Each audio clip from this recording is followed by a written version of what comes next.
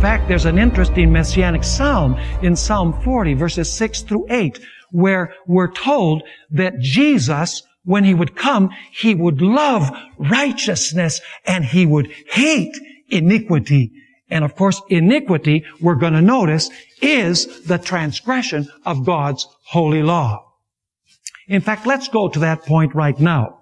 Go with me to Matthew chapter 7 and verse 23. By the way, the word iniquity that's used in 2 Timothy chapter 2 verse 19 is the Greek word adikia. 2 Timothy chapter 2:19, the Greek word is adikia, iniquity. But now I want you to notice Matthew 7 verse 23. And then we're going to go to Luke and notice a parallel verse. It says there, and then I will declare to them, these are professed Christians, because, they cast out demons in the name of Jesus. They perform miracles in the name of Jesus. They prophesied in the name of Jesus. But Jesus is going to declare to them, I never knew you. Depart from me, you who practice what? You who practice lawlessness.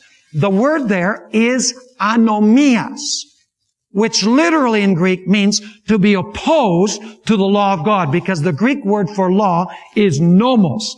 And when you put an A next to it, it means against or contrary to. So here Jesus is saying to those who professed His name, depart from me, you who practice lawlessness.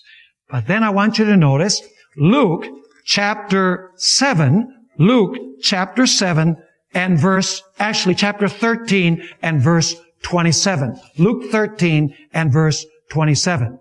But He will say, I tell you, I do not know you, where you are from. Once again, these are people who profess the name of Jesus.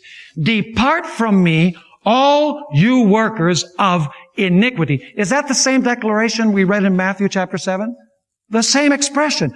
Only the word that's used here is adikia. So let me ask you, is adikia and also anomias, are they synonymous?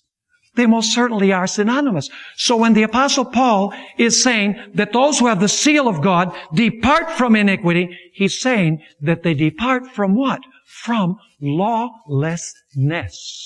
So once again, those who have the seal of God at the end of time, are they going to be keepers of God's holy law? They most certainly are. I want you to notice one other aspect of this broadest circle.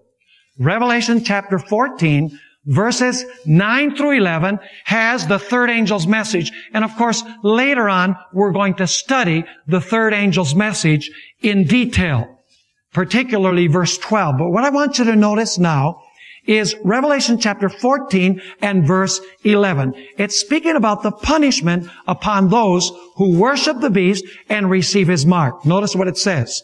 And the smoke of their torment ascends forever and ever.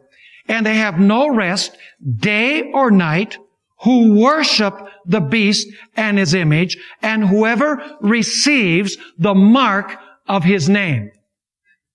So upon whom is the wrath of God going to fall?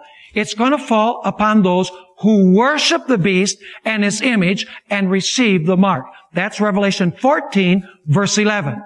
Now I want you to notice Revelation 14, verse 12. The very next verse presents another group that contrasts with those who worship the beast and his image. And I want you to notice one of the main characteristics of this group. It says in Revelation 14, verse 12, here is the patience of the saints. Here are those who what? Who keep the commandments of God and the faith of Jesus. Do you see the contrast? You have one group in the third angel's message who worship the beast and his image and receive the mark. Immediately in the next verse, it speaks about a remnant who keep the commandments of God. So let me ask you, is the worship of the beast and his image related somehow to keeping God's commandments? There's one group that keep them, which means that the other group who worship the beast and his image and receive the mark must be against God's commandments or must break God's commandments, because the contrast is clear between Revelation 14:11 and Revelation 14 and verse 12.